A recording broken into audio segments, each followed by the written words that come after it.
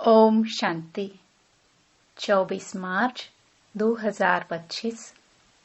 बाबा के महावाक्य। मीठे बच्चे, यह ज्ञान तुम्हें शीतल बनाता है। इस ज्ञान से काम क्रोध की आग खत्म हो जाती है। भक्ति से वह आग खत्म नहीं होती। प्रश्न: याद में मुख्य मेहनत कौन सी है? उत्तर: बाप की याद में बैठते समय देह भी याद न आए। आत्म अभिमानी बन बाप को याद करो। यही मेहनत है। इसमें ही विघ्न पड़ता है, क्योंकि आधा कल्प देह अभिमानी रहे हो। भक्ति माना ही देह की याद। ओम शांति। तुम बच्चे जानते हो, याद के लिए एकांत की बहुत जरूरत है। जितना तुम एकांत व शांत में बाप की याद में रह सकते हो, उतना झुंड में नहीं रह सकते हो। स्कूल में भी बच्चे पढ़ते हैं तो एकांत में जाकर स्टडी करते हैं। इसमें भी एकांत चाहिए। घूमने जाते हो तो उसमें भी याद की यात्रा मुख्य है। पढ़ाई तो बिल्कुल सहज है, क्योंकि आधा कल्प माया का राज्य आने से ही तुम देह अभिमानी बनते हो। पहला शत्रु है देह अभिमान। बाप को याद करने के बदले देह को याद कर लेते हैं। इसको देह का अहंकार कहा जाता है। यहाँ तुम बच्चों को कहा जाता है आत्म अभिमानी बनो। इसमें ही मेहनत लगती है। अब भक्ति तो छूटी। भक्ति होती ही है शरीर के साथ। तीर्थों आदि पर शरीर को ले जाना पड़ता है। दर्शन करना है, यह करना है। शरीर को जाना पड़े। यहाँ तुमको यही चिंतन करना है कि हम आत्मा हैं। हमको परमपिता परमात्मा बाप को याद करना है। बस जितना याद करेंगे तो पाप कट जाएंगे। भक्ति मार्ग में तो कभी पाप कटते नहीं हैं। कोई बूढ़े आदि होते हैं तो अंदर में यह वहम होता है, हम भक्ति नहीं करेंगे तो नुकसान होगा, नास्तिक बन जाएंगे। भक्ति की जैसे आग लगी हुई है और ज्ञान में है शीतलता। इसमें काम क्रोध की आग खत्म हो जाती है। भक्ति मार्ग में मनुष्य कितनी भावना रखते हैं, मेहनत करते हैं। समझो बद्रीनाथ पर गए, मूर्ति का साक्षात्कार हुआ, फिर क्या? झट भावना बन जाती है। फिर बद्रीनाथ के सिवाय और कोई की याद बुद्धि में नहीं रहती। आगे तो पैदल जाते थे। बाप कहते हैं, मैं अल्पकाल के लिए मनोकामना पूरी कर देता हूँ, साक्षात्कार कराता हूँ। बाकी मैं इनसे मिलता नहीं हूँ। मेरे बिगर वर्षा थोड़े ही मिलेगा। वर्षा तो तुमको मेरे से ही मिलना है ना। यह तो सभी देहधारी हैं। वर्षा एक ही बाप रचता से मिलता है। बाकी जो भी है जड़ अथवा चैतन्य, वह सारी है रचना। रचना से कभी वर्षा मिल न सके। पतित पावन एक ही बाप है। कुमारियों को तो संग दोष से बहुत बचना है। बाप कहते हैं, इस पतित पने से तुम आदि मध्य अंत दुख पाते हो। अभी सब हैं पतित, तुम्हें अभी पावन बनना है। निराकार बाप ही आकर तुमको पढ़ाते हैं। ऐसे कभी नहीं समझो कि ब्रह्मा पढ़ाते हैं। सबकी बुद्धि शिव बाबा तरफ रहनी चाहिए। शिव बाबा इन द्वारा पढ़ाते हैं। तुम दादियों को भी पढ़ाने वाला शिव बाबा है। उनकी क्या खातिरी करेंगे? तुम शिव बाबा के लिए अंगूर आम ले आते हो। शिव बाबा कहते हैं, मैं तो अभोक्ता हूँ। तुम बच्चों के लिए ही सब कुछ है। भक्तों ने भोग लगाया और बांट कर खाया। मैं थोड़ी ही खाता हूँ। बाप कहते हैं, मैं तो आता ही हूँ तुम बच्चों को पढ़ाकर पावन बनाने। पावन बनकर तुम इतना ऊंच पद पाएंगे। मेरा धंधा यह है।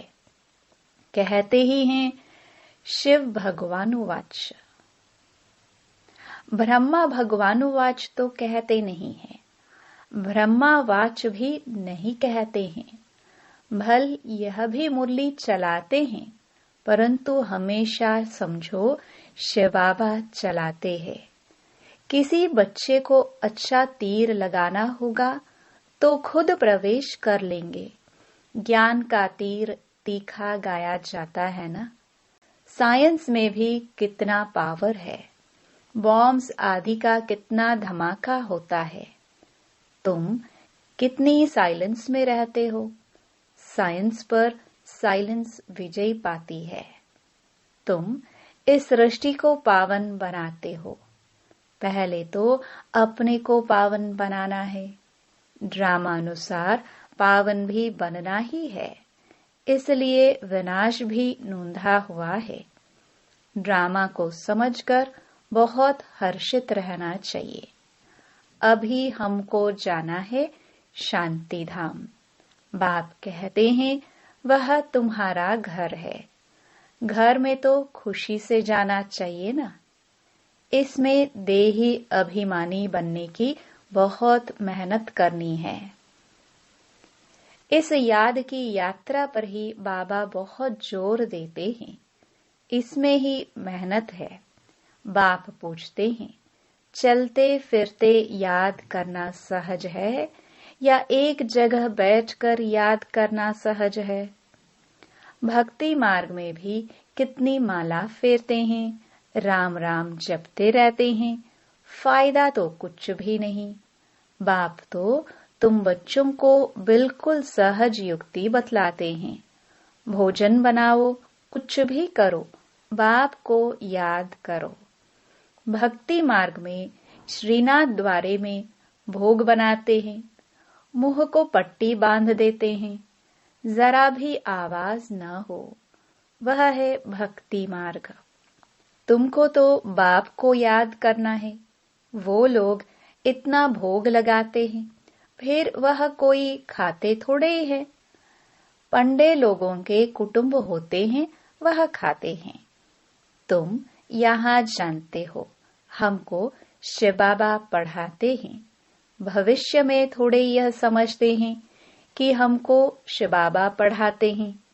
भल शिव पुराण बनाया है, परंतु उनमें शिव पार्वती, शिव शंकर सब मिला दिया है। वह पढ़ने से कोई फायदा नहीं होता है। हर एक को अपना शास्त्र पढ़ना चाहिए। भारतवासियों की है एक गीता, क्रिश्चियन का बाइबल एक होता है। देवी देवता धर्म का शास्त्र है गीता। उसमें ही नॉलेज है। नॉलेज ही पढ़ी जाती है। तुमको तो नॉलेज पढ़नी है। लड़ाई आदि की बातें जिन किताबों में है, उससे तुम्हारा कोई काम ही नहीं है। हम हैं योग बल वाले, फिर बाहुबल वालों की कहानियां क्यों सुने? तुम्हारी वास्तव में लड़ाई है नहीं। तुम योग बल से 5 विकारों पर जीत पाते हो। तुम्हारी लड़ाई है 5 विकारों से। वह तो मनुष्य मनुष्य से लड़ाई करते हैं। तुम अपने विकारों से लड़ाई लड़ते हो। यह बातें सन्यासी आदि समझा न सके। तुमको कोई ड्रिल आदि भी नहीं सिखलाई जाती है। तुम्हारी ड्रिल है ही एक, तुम्हारा है ही योग बल। याद के बल से 5 विकारों पर जीत पाते हो। यह 5 विकार दुश्मन हैं। उनमें भी नंबर 1 है देह अभिमान। बाप कहते हैं, तुम तो आत्मा हो ना। तुम आत्मा आती हो, आकर गर्भ में प्रवेश करते हो। मैं तो इस शरीर में विराजमान हुआ हूँ। मैं कोई गर्भ में तोड़े ही जाता हूँ। सतयुग में तुम गर्भ महल में रहते हो, फिर रावण राज्य में गर्भ जेल में जाते हो। मैं तो प्रवेश करता हूँ। इसको दिव्य जन्म कहा जाता है। ड्रामानुसार मुझे इसमें आना पड़ता है। इनका नाम ब्रह्मा रखता हूँ, क्योंकि मेरा बना है ना। एडॉप्ट होते हैं तो नाम कितने अच्छे अच्छे रखते हैं। तुम्हारे भी बहुत अच्छे अच्छे नाम रखे। लिस्ट बड़ी वंडरफुल आई थी संदेशी द्वारा। बाबा को सब नाम थोड़े ही याद हैं। नाम से तो कोई काम नहीं, शरीर पर नाम रखा जाता है ना। अब तो बाप कहते हैं, अपने को आत्मा समझो, बाप को याद करो। बस तुम जानते हो, हम पूज्य देवता बनते हैं, फिर राज्य करेंगे, फिर भक्ति मार्ग में हमारे ही चित्र बनाएंगे। देवियों के बहुत चित्र बनाते हैं। आत्माओं की भी पूजा होती है। मिट्टी के सालिग्राम बनाते हैं, फिर रात को तोड़ डालते हैं। देवियों को भी सजाकर पूजा कर फिर समुद्र में डाल देते हैं। बाप कहते हैं, मेरा भी रूप बनाकर खिला पिलाकर फिर मुझे कह देते, ठिक्कर भीतर में है। सबसे दुर्दशा तो मेरी करते हैं। तुम कितने गरीब बन गए हो। गरीब ही फिर ऊंच पद पाते हैं। साहूकार मुश्किल उठाते हैं। बाबा भी साहूकारों से इतना लेकर क्या करेंगे। यहाँ तो बच्चों के बूंद बूंद से यह मकान आदि बनते हैं। कहते हैं, बाबा हमारी एक ईंट लगा दो। समझते हैं रिटर्न में हमको सोने चांदी के महल मिलेंगे। वहां तो सोना ढेर रहता है। सोने की ईंटें होंगी, तब तो मकान बनेंगे। तो बाप बहुत प्यार से कहते हैं, मीठे मीठे बच्चों, अब मुझे याद करो। अब नाटक पूरा होता है। बाप गरीब बच्चों को साहूकार बनने की युक्ति बताते हैं। मीठे बच्चे, तुम्हारे पास जो कुछ भी है ट्रांसफर कर दो। यहाँ तो कुछ भी रहना नहीं है। यहाँ जो ट्रांसफर करेंगे वह नई दुनिया में तुमको 100 गुना होकर मिलेगा। बाबा कुछ मांगते नहीं हैं, वह तो दाता है। यह युक्ति बताई जाती है। यहाँ तो सब मिट्टी में मिल जाना है। कुछ ट्रांसफर कर देंगे तो तुमको नई दुनिया में मिलेगा। इस पुरानी दुनिया के विनाश का समय है। यह कुछ भी काम में नहीं आएगा। इसलिए बाबा कहते हैं, घर घर में यूनिवर्सिटी कम हॉस्पिटल खोलो, जिससे हेल्थ और वेल्थ मिलेगी। यही मुख्य है। अच्छा, मीठे मीठे सिखिलदे बच्चों प्रति मात पिता बाप दादा का याद प्यार और गुड मॉर्निंग। रूहानी बाप की रूहानी बच्चों को नमस्ते। रात्रि क्लास 12 मार्च 1968। इस समय तुम गरीब साधारण माताएं पुरुषार्थ करके ऊंच पद पा लेती हो। यज्ञ में मदद आदि भी माताएं बहुत करती हैं। पुरुष बहुत थोड़े हैं जो मददगार बनते हैं। माताओं को वारिस पने का नशा नहीं रहता। वह बीज बोती रहती, अपना जीवन बनाती रहती। तुम्हारा ज्ञान है यथार्थ, बाकी है भक्ति। रूहानी बाप ही आकर ज्ञान देते हैं। बाप को समझे तो बाप से वर्षा जरूर लेवे। तुमको बाप पुरुषार्थ कराते रहते हैं, समझाते रहते हैं, टाइम वेस्ट मत करो। बाप जानते हैं कोई अच्छे पुरुषार्थी है, कोई मीडियम, कोई थर्ड। बाबा से पूछे तो बाबा झट बता दे, तुम फर्स्ट हो या सेकंड हो या थर्ड हो। किसको ज्ञान नहीं देते हो तो थर्ड क्लास ठहरे, सबूत नहीं देते तो बाप जरूर कहेंगे ना। भगवान आकर जो ज्ञान सिखलाते हैं वो फिर प्राय लोप हो जाता है। यह किसको भी पता नहीं है। ड्रामा के प्लान अनुसार यह भक्ति मार्ग है, इनसे कोई मुझे प्राप्त नहीं कर सकता। सत्युग में कोई जा नहीं सकता। अभी तुम बच्चे पुरुषार्थ कर रहे हो। कल्प पहले मिसल जितना जिसने पुरुषार्थ किया है उतना करते रहते हैं। बाप समझ सकते हैं अपना कल्याण कौन कर रहे हैं। बाप तो कहेंगे रोज इन लक्ष्मी नारायण के चित्र के आगे आकर बैठो। बाबा आपकी श्रीमत पर यह वर्षा हम जरूर लेंगे। आप सामान बनाने की सर्विस का शौक जरूर चाहिए। सेंटर्स वालों को भी लिखता हूँ, इतने वर्ष पढ़े हो, किसको पढ़ा नहीं सकते हो तो बाकी पढ़े क्या हो। बच्चों की उन्नति तो करनी चाहिए ना।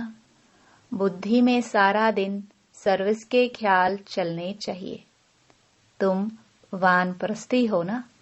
वानप्रस्थियों के भी आश्रम होते हैं। वानप्रस्थियों के पास जाना चाहिए। मरने के पहले लक्ष्य तो बता दो। वाणी से परे तुम्हारी आत्मा जाएगी कैसे। पतित आत्मा तो जा ना सके। भगवानुवाच मामेकम याद करो तो तुम वानप्रस्थ में चले जाएंगे। बनारस में भी सर्विस ढेर है। बहुत साधु लोग काशीवास के लिए वहां रहते हैं।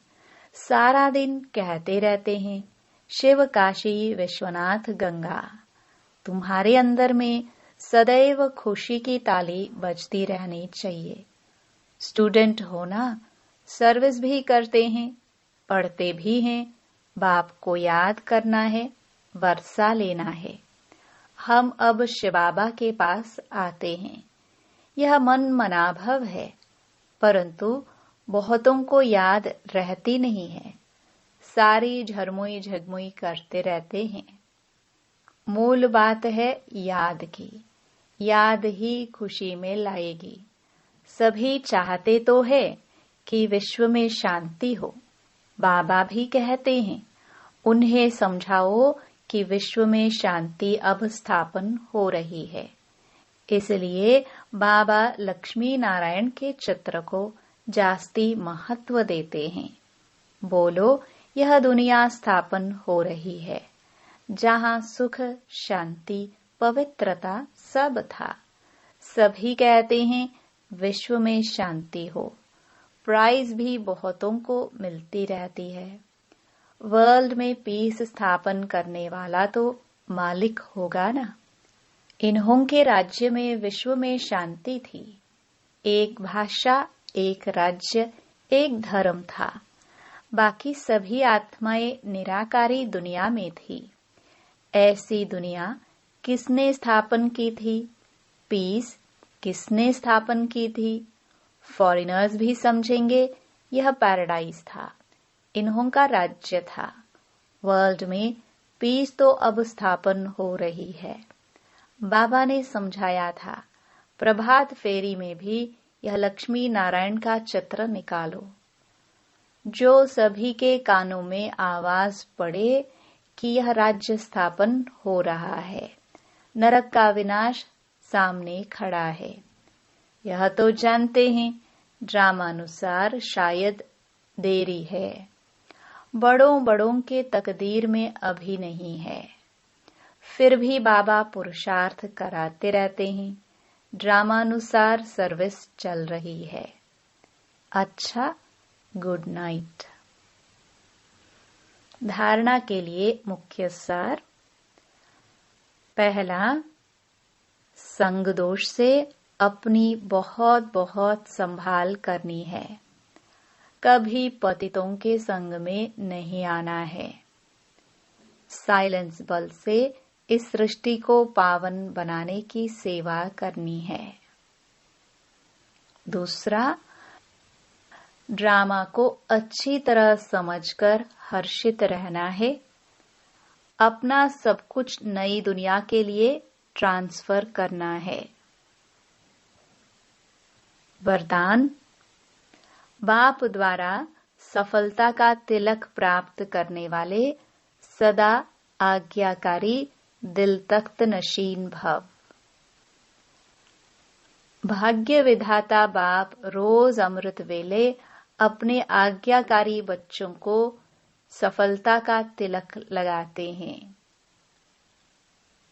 आज्ञाकारी ब्राह्मण बच्चे कभी मेहनत व मुश्किल शब्द मुख से तो क्या संकल्प में भी नहीं ला सकते हैं। वह सहज योगी बन जाते हैं। इसलिए कभी भी दिल शिकस्त नहीं बनो, लेकिन सदा दिल तख्त नशीन बनो। रहम दिल बनो। अहम भाव और वहम भाव को समाप्त करो। स्लोगन, विश्व परिवर्तन की डेट नहीं सोचो, स्वयं के परिवर्तन की घड़ी निश्चित करो। अव्यक्त इशारे, सत्यता और सभ्यता रूपी कल्चर को अपनाओ। जो प्योरिटी की पर्सनालिटी से संपन्न रॉयल आत्माएं हैं, उन्हें सभ्यता की देवी कहा जाता है। उनमें क्रोध विकार की इम्प्योरिटी भी नहीं हो सकती। क्रोध का सूक्ष्म रूप ईर्ष्या, द्वेष, घृणा भी अगर अंदर में है तो वह भी अग्नि है, तो अंदर ही अंदर जलाती है। बाहर से लाल पीला नहीं होता, लेकिन काला होता है। तो अब इस कालेपन को समाप्त कर सच्ची और साफ बनो। ओम शांति।